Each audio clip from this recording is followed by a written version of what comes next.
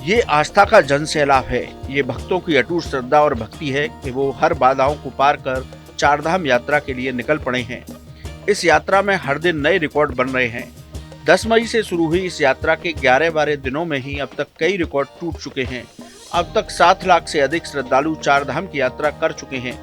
सिर्फ केदारनाथ में ही 21 मई को रिकॉर्ड तोड़ श्रद्धालुओं ने दर्शन किए।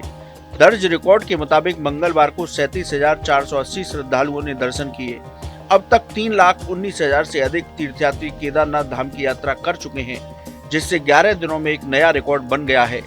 बड़ी संख्या में श्रद्धालु बाबा केदारनाथ के दर्शन के लिए आ रहे हैं। ऐसे में सरकार और जिला प्रशासन ने उनकी यात्रा को सुचारू और सुव्यवस्थित बनाने के लिए एड़ी चोटी का जोर लगा दिया है। सभी व्यवस्थाओं को दुरुस्त करने के लिए लगातार कोशिश की जा रही है। श्रद्धालुओं के अधिक से अधिक संख्या में पहुंचने के चलते जिला प्रशासन की ओर से यात्रियों को कई स्थानों पर रोका जा रहा है। इन ठहराव स्थलों पर तीर्थयात्रियों के रहने और खाने पीने का उचित प्रबंध किया गया है। यही नहीं, श्रद्धालुओं के लिए गर्भगृह का द्वार भी खोल दिया गया है। अभी तक तीर्थयात्री सभा मंडप से ही दर्शन कर रहे थे। अब केदारनाथ धाम में मंदिर के गर्भगृह में जाकर स्वयंभू शिवलिंग के दर्शन कर रहे हैं। केदारनाथ में तीर्थयात्रियों की लगातार संख्या बढ़ रही थी, जिसके चलते सभा मंडप से ही दर्शन का प्रावधान किया गया था। इस पर 20 मई को केदारनाथ सभा ने ऐतराज जताया था। इसके बाद प्रशासन, बीकेटीसी, केदार सभा और तीर्थ पुरोहितों के बीच बातचीत हुई। फिर गर्भगृह में दर्शन कराने पर सहमति बनी। सहमति के तहत ही भक्तों को गर्भगृह में जाकर दर्शन करवाए गए। 21 मई को प्रातः काल से ही दोपहर 3 बजे तक श्रद्धालुओं ने मंदिर के गर्भगृह में दर्शन किए। दोपहर 3 बजे से 4 बजे तक भोग लगाया गया। इस दौरान कपाट बंद रहे। इसके बाद तीर्थयात्रियों ने सभा मंडप से भगवान केदारनाथ के श्रृंगार दर्शन किए।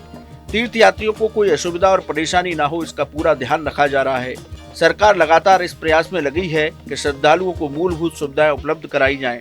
इसी उद्देश्य से यात्रा के लिए की जा रही तैयारी और व्यवस्थाओं की समीक्षा की जा रही है, ताकि उस व्यवस्था और सुविधा को तत्काल उपलब्ध कराया जा सके।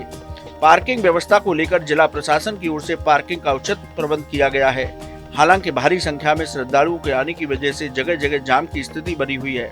इसके लिए केदारनाथ यात्रा पड़ाव, सीतापुर, सोनप्रयाग इन स्थानों पर पार्किंग फुल होने पर यातायात को पहले ही रोकने को कहा गया है, ताकि जाम की स्थिति न हो पाए। कैसी लगी आपको हमारी जानकारी, हमें कमेंट बॉक्स में जरूर बताएं। बाकी धर्म कर्म से जुड़ी तमाम जानकारी के लिए सब्सक्राइब कीजिए हमारा डिजिटल चैनल। देखते रहिए न्यूज नेशन स्तुति।